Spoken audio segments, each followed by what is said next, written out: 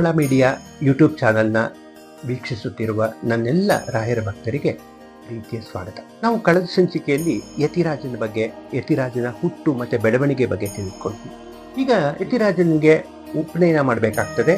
ಸನ್ಯಾಸ ಕೊಡೋಕೆ ಮೊದಲು ಉಪನಯನ ಮಾಡುವಂತಹ ಒಂದು ಪದ್ಧತಿ. ಹಾಗಾಗಿ ಉಪನಯನ ಆಯಿತು. ಉಪನಯನ ಆದಮೇಲೆ ರಾಜನಿಗೆ ಸನ್ಯಾಸ ಕೊಡಬೇಕು.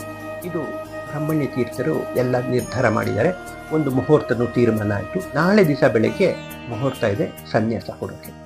ಅವತ್ತು ರಾತ್ರಿ ಕಲಿಪುರುಷ ಬಂದು ಯತಿರಾಜ, ಬಾಲಕ ಯತಿರಾಜನ ತಲೆಯನ್ನು ಕೆಡಿಸ್ತಾನೆ. ಸನ್ಯಾಸಿ ಆಗ್ಬಿಟ್ರೆ ನಿಮಗೆ ಜೀವನದ ಯಾವ ಐಹಿಕ ಸುಖ ಭೋಗಗಳನ್ನು ನೀನು ಅನುಭವಿಸೋಕ್ಕಾಗೋದಿಲ್ಲ, ಇಲ್ಲಿಂದ ಹೊರಟು ಬಿಡು, ಇಲ್ಲಿದ್ರೆ ನೀನು ಸನ್ಯಾಸಿ ಮಾಡಿಬಿಡ್ತಾರೆ ಅಂತ ಆ ಬಾಲಕನ ಮನಸ್ಸನ್ನು ಕೆಡಿಸ್ತಾರೆ.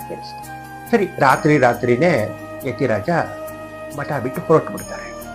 ಹೋಗ್ತಾ ಇದ್ದಾರೆ. ಬೆಳಗ್ಗೆ ಎದ್ದು ನೋಡಿದ್ರೆ ಇಡೀ ಮಠದ ಎಲ್ಲ ಹುಡುಕ್ತಾ ಇದ್ದಾರೆ. ಸನ್ಯಾಸ ದೀಕ್ಷೆ ಕೊಡಬೇಕು, ಹುಡುಗನಿಗೆ ಏನೇನೋ ಕರ್ಮಗಳಾಗಬೇಕು. ನೋಡಿದ್ರೆ ಹುಡುಗ ಕಾಣ್ತಾ ಇಲ್ಲ. ಯತಿರಾಜ ಎಲ್ಲಿ ಹೋದ ಅಂತ ಇಡೀ ಮಠದ ಪರಿವಾರ ಹುಡುಕ್ತಾ ಇದೆ. ಮತ್ತೆ ಗಾಬರಿ ಆಗಿದ್ದಾರೆ. ಯಾಕೆಂದ್ರೆ ಸನ್ಯಾಸ ಕೊಡೋಕೆ ಮುಹೂರ್ತ ಇಟ್ಟಿರುವಾಗ ಹುಡುಗ ಇಲ್ಲ ಅಂದ್ರೆ ಅದು ಒಪ್ಪೋ ಮಾತಲ್ಲ, ತಲೆ ತಗ್ಸುವಂತ ವಿಷಯ. ಮತ್ತೆ ಅದು ತುಂಬಾ ದೊಡ್ಡ ತಪ್ಪಾಗ್ತದೆ. ಹಾಗಾಗಿ ಎಲ್ಲರೂ ತಲೆ ಕೆಡಿಸ್ಕೋತಾರೆ. ಆದ್ರೆ ಬ್ರಹ್ಮಣ್ಯ ತೀರ್ಥರು ಮಾತ್ರ ತಲೆ ಕೆಡಿಸ್ಕೋತಾ ಇಲ್ಲ. ಅವರು ಆರಾಮಕ್ಕೆ ಮುಂದಿನ ಕೆಲಸಗಳನ್ನು ಮಾಡಿ, ಯತಿರಾಜ ಇದ್ದಾಗ ಏನೇನು ಕೆಲಸಗಳಾಗ್ಬೋದಾಗಿತ್ತು ಅಥವಾ ಮಠದಲ್ಲಿ ಇದ್ದಾನೆ ಅಂದ್ರೆ ಏನೇನು ಧಾರ್ಮಿಕ ಕಾರ್ಯಗಳನ್ನು ಮಾಡ್ತಿತ್ತು ಅದಕ್ಕೆಲ್ಲ ಸಿದ್ಧತೆಗಳನ್ನ ಮಾಡ್ಕೊಳ್ಳಿ ಅಂತ ಹೇಳ್ತಾರೆ. ಹುಡುಗನೇ ಇಲ್ಲ, ಅವ್ನು ವಾಪಸ್ ಬರೋ ಲಕ್ಷಣ ಕಾಣ್ತಾ ಇಲ್ಲ, ಕದ್ದೋಗ್ಬಿಟ್ಟಿದ್ದಾನೆ, ಎಂತ ಮಾಡೋದು ಅಂತ ಎಲ್ಲರೂ ಬೇಡ್ಕೊಂಡ್ರು. ಬ್ರಹ್ಮಣ್ಯ ತೀರ್ಥರ ತಲೆನೇ ಕೆಡಿಸ್ಕೊತಾ ಇಲ್ಲ, ನಡೀಲಿ, ಕೆಲಸಗಳು ಮಾಡಿದ್ದೀವಿ ಅಂತ ಹೇಳಿ ಹುಡುಗ ಇದ್ರೆ ಏನ್ ಮಾಡ್ಬೇಕು ಅದನ್ನೆಲ್ಲ ಮಾಡ್ತಾ ಇಲ್ಲ. ಈ ಕಡೆ ಮಠದಿಂದ ದೂರ ನಡ್ಕೊಂಡು ಓಡಿ ಹೋಗ್ತಿದ್ದಾನೆ. ಸಿಕ್ಬಿಟ್ರೆ ನನ್ನನ್ನು ಕರ್ಕೊಂಡು ಬರ್ತಾರೆ ಅಂತ. ಆದ್ರೆ ಅವನನ್ನ ಹಿಂಬಾಲಿಸ್ಕೊಂಡು ಒಂದು ಗೆಜ್ಜೆ ಶಬ್ದ ಹೋಗ್ತಾ ಇದ್ದಾರೆ. ಯಾರಿರ್ಬೋದು ಆ ಗೆಜ್ಜೆ ಶಬ್ದ? ಅವನನ್ನು ಯಾರು ಹಿಂಬಾಲಿಸಿದ್ರು ಅಂತ ಯತಿರಾಜ ಕುತೂಹಲದಲ್ಲಿ ತಿರುಗಿ ನೋಡಿದ್ರೆ ಅಲ್ಲಿ ವಾಗ್ದೇವಿ ಇದ್ದಾಳೆ. ಸರಸ್ವತಿ ಶಂಕುಕರ್ಣನಿಗೆ ಶಾಪ ಕೊಟ್ಟಾಗ ಹೇಳಿದ್ದು, ನಾನು ನಿನ್ನ ಮುಂದಿನ ಎಲ್ಲ ಜನ್ಮಗಳಲ್ಲೂ ನೀನು ಎಲ್ಲಿ ತಪ್ಪು ದಾರಿ ಹಿಡಿದ್ರು ನಾನು ನಿನ್ನನ್ನು ಎಚ್ಚರಿಸ್ತೀನಿ, ಸರಿ ದಾರಿ ಕರ್ಕೊಂಡು ಬರ್ತೀನಿ. ಹಾಗೇನೆ ಸರಸ್ವತಿ ಅವನಿಗೆ ಮುಖದೋರಿ ಹೇಳ್ತಾಳೆ, ನೀನು ಏನಾಗಬೇಕು, ಯಾತಕ್ಕೋಸ್ಕರ ಹುಟ್ಟಿದ್ಯಾ, ನಿನ್ನಿಂದ ಏನೇನಾಗಬೇಕಾಗಿದೆ, ಒಂದು ಸಾಮ್ರಾಜ್ಯನೇ ನಿನ್ನಿಂದ ಕಾಪಾಡಲ್ಪಡಬೇಕಾಗಿದೆ, ಹಾಗಾಗಿ ನೀನು ಸನ್ಯಾಸ ತೆಗೆದುಕೊಳ್ಬೇಕು ಅಂತ ಹೇಳಿಬಿಟ್ಟು ಅವನ ಮನವೊಲಿಸಿ ವಾಪಸ್ ಕರ್ಕೊಂಡು ಬರ್ತಾಳೆ. ಇದೆಲ್ಲ ಬ್ರಹ್ಮಣ್ಯ ತೀರ್ಥರಿಗೆ ಗೊತ್ತಿರುತ್ತೆ, ಏನು ನಡೀತಾ ಇದೆ, ದೇವಿ ಏನು ನಡೆಸ್ತಾಳೆ, ಹೇಗೆ ಕರ್ಕೊಂಡು ಬರ್ತಾಳೆ ಅಂತ.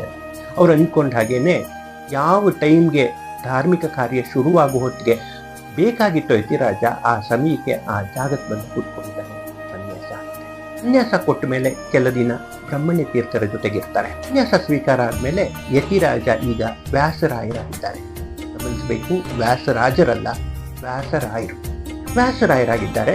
ಈಗ ವ್ಯಾಸರಾಯರು ವಿದ್ಯಾಭ್ಯಾಸ ಮಾಡಬೇಕು. ಕೆಲವು ದಿನ ಬ್ರಹ್ಮಣ್ಯ ತೀರ್ಥರ ಜೊತೆಗಿದ್ದು ಏನೋ ಮಠದಲ್ಲಿ ತಿಳ್ಕೊಳ್ಬೇಕಾದ್ದು ಪೂಜೆ ಪುನಸ್ಕಾರ ಆಚರಣೆ ಎಲ್ಲ ತಿಳ್ಕೊಂಡ್ರು. ಇದಾದ್ಮೇಲೆ ಅವರನ್ನ ಮುಳಬಾಗಿಲಿನ ಲಕ್ಷ್ಮೀನಾರಾಯಣ ಮುನಿಗಳ ಹತ್ರಕ್ಕೆ ವಿದ್ಯಾಭ್ಯಾಸಕ್ಕೋಸ್ಕರ ಕಳಿಸ್ತಾರೆ. ಇಲ್ಲಿಗೆ ಬಂದರು, ಗುರುಗಳ ಹತ್ರ ವಿದ್ಯಾಭ್ಯಾಸ ಮಾಡ್ತಿದ್ದಾರೆ. ಲಕ್ಷ್ಮೀನಾರಾಯಣ ಮುನಿಗಳು, ಅವರು ಕೂಡ ದೊಡ್ಡ ತಪಸ್ವಿಗಳು, ಅವರು ಇವ್ರಿಗೆ ಪಾಠವನ್ನು ಹೇಳ್ಕೊಡ್ತಾ ಇದ್ದಾರೆ. ಒಂದು ದಿವಸ ಲಕ್ಷ್ಮೀನಾರಾಯಣ ಮುನಿಗಳಿಗೆ ಏನಾಗಿದೆ ಅಂದರೆ, ಯಾರೋ ತುಂಬ ಜನ ಬಂದ್ಬಿಟ್ಟಿದ್ದಾರೆ, ಅವ್ರ ಜೊತೆ ಮಾತಾಡ್ತಾ ಕೂತಿದ್ದಾರೆ, ಪೂಜೆಗೆ ಸಮಯ ಆಗಿದೆ. ಹಾಗಾಗಿ ನಮ್ಮ ವ್ಯಾಸರಾಯರು ಬಂದು, ಸ್ವಾಮಿ ಪೂಜೆಗೆ ಸಮಯ ಆಯಿತು, ಬರ್ತೀರಾ ಅಂತ ಕೇಳ್ತಾರೆ. ಆದರೆ ಇನ್ನೂ ಮಾತು ಮುಗಿದಿಲ್ಲ. ಹಾಗಾಗಿ ಅವ್ರಿಗೆ ಬರೋಕ್ಕೆ ಅನುಕೂಲ ಇರೋದಿಲ್ಲ. ಹಾಗಾಗಿ ಹೋಗಪ್ಪ, ನೀವು ಮೊದಲನೇ ಕೆಲಸ ಮಾಡಿ, ದೇವರ ಮೇಲಿರೋ ನಿರ್ಮಾಲ್ಯನೆಲ್ಲ ತೆಗೆದು ಶುದ್ಧ ಮಾಡಿ, ನಾ ಪೂಜೆಗೆ ಬರ್ತೀನಿ ಅಂತ ಹೇಳ್ಬಿಟ್ಟು ಲಕ್ಷ್ಮೀನಾರಾಯಣ ಮುನಿಗೆ ಹೇಳ್ತಾರೆ. ಅವ್ರು ಹೇಳಿದಾಗೇನೆ ಈತ ಹೋಗ್ಬಿಟ್ಟು ದೇವರ ಮೇಲಿರೋ ನಿರ್ಮಾಲ್ಯವನ್ನೆಲ್ಲ ತೆಗೆದು ವ್ಯಾಸರಾಯರು ಎಲ್ಲ ಕ್ಲೀನ್ ಮಾಡ್ತಾ ಇದ್ದಾರೆ. ಈ ಕಡೆ ಮಾತಾಡ್ತಾ ಕೂತಿದ್ದವ್ರಿಗೆ ಒಂದು ಶಬ್ದ ಕೇಳುತ್ತೆ. ಸಾಲಿಗ್ರಾಮನ ಹಿಡ್ಕೊಂಡು ಯಾರೋ ತಾಳ ಹಾಕ್ಕೊಂಡು ಭಜನೆ ಮಾಡ್ತಾ ಇರೋದು, ನೃತ್ಯ ಮಾಡ್ತಿರೋ ಶಬ್ದ ಕೇಳುತ್ತೆ. ಯಾರಿರ್ಬೋದು ಅಂತ ಲಕ್ಷ್ಮೀನಾರಾಯಣ ಮುನಿಗಳು ಕುತೂಹಲದಿಂದ ಅಲ್ಲಿಗೆ ಬಂದ್ರೆ, ದೇವರ ಮನೆಯಲ್ಲಿ ವ್ಯಾಸರಾಯರು ಸಾಲಿಗ್ರಾಮನ ಹಿಡ್ಕೊಂಡು ತಾಳ ಹಾಕ್ತಾ ಹಾಡು ಹೇಳ್ತಾ ಕುಣಿತಾ ಇದ್ರೆ, ಅವ್ರ ಮುಂದೆ ಭಗವಾನ್ ಶ್ರೀಕೃಷ್ಣ ಕೂಡ ನೃತ್ಯ ಮಾಡ್ತಾ ಇದ್ದಾರೆ. ಇದೆಲ್ಲ ಹೇಗಾಯ್ತು ಅಂತ ಲಕ್ಷ್ಮೀನಾರಾಯಣ ಮುನಿಗಳು ಕುತೂಹಲದಿಂದ ನೋಡ್ತಾರೆ. ಅವಾಗೊಂದು ಹಳೆಯ ಘಟನೆ ಅವ್ರಿಗೆ ನೆನಪು ಬರುತ್ತೆ. ಅವರು ಪಂಡ್ರಾಪುರಕ್ಕೆ ಲಕ್ಷ್ಮೀನಾರಾಯಣ ಮುನಿಗಳು ಹೋಗಿದ್ದಾಗ ಅವ್ರಿಗೆ 2 ಬಾಕ್ಸ್ಗಳು ಸಿಗುತ್ತಂತೆ. ನದಿಯ ತೀರದಲ್ಲಿ 2 ಬಾಕ್ಸ್ಗಳು ಸಿಗುತ್ತವೆ. ಒಂದು ಬಾಕ್ಸ್ನ ಓಪನ್ ಮಾಡ್ತಾರೆ, ಅದ್ರೊಳಗೆ ಅವ್ರಿಗೊಂದು ಭಗವಂತನ ವಿಗ್ರಹ ಸಿಗುತ್ತೆ. 2ನೇ ಬಾಕ್ಸ್ನ ಓಪನ್ ಮಾಡಕ್ ಹೋದ್ರೆ ಅಶರೀರವಾಣಿ ಆಗುತ್ತೆ.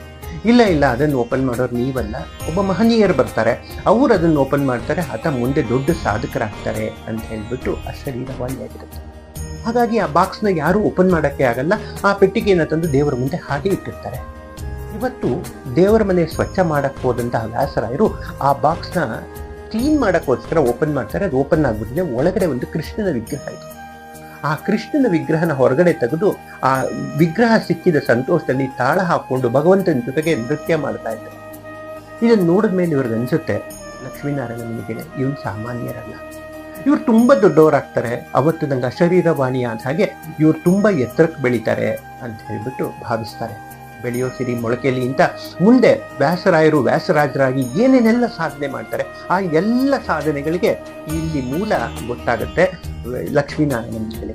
ಇದಾದ ಮೇಲೆ ವ್ಯಾಸರಾಯರ ಜೀವನದಲ್ಲಿ ಇನ್ನೊಂದು ಮಹತ್ತರ ಘಟನೆ ನಡೆಯುತ್ತೆ. ಆಗ ತಿರುಪತಿ ದೇವಸ್ಥಾನ 12 ವರ್ಷಗಳ ಕಾಲ ಮುಚ್ಚಿತ್ತು. ಹೌದು, ತಿರುಪತಿ ದೇವಸ್ಥಾನನ 12 ವರ್ಷಗಳ ಕಾಲ ಮುಚ್ಚಿದ್ಯಾಕೆ? ಅದನ್ನ ವ್ಯಾಸರಾಯರು ಓಪನ್ ಮಾಡಿದ್ರು. ಹಾಗೆ ಓಪನ್ ಮಾಡಿದಾಗ ಏನೆಲ್ಲ ವಿಶೇಷ ಆಯಿತು, ಇದನ್ನೆಲ್ಲ ಮುಂದಿನ ಸಂಚಿಕೆಯಲ್ಲಿ ತಿಳ್ಕೊಳ್ಳೋಣ. ರಾಯರ ಬಗ್ಗೆ ಇನ್ನೂ ಹೆಚ್ಚು ಮಾಹಿತಿಯನ್ನು ನೀವು ತಿಳ್ಕೊಳ್ಬೇಕು ಅಂದರೆ ನಮ್ಮ ಚಾನಲ್ನ ಸಬ್ಸ್ಕ್ರೈಬ್ ಮಾಡಿ, ಈ ವಿಡಿಯೋನ ಲೈಕ್ ಮಾಡಿ, ಶೇರ್ ಮಾಡಿ.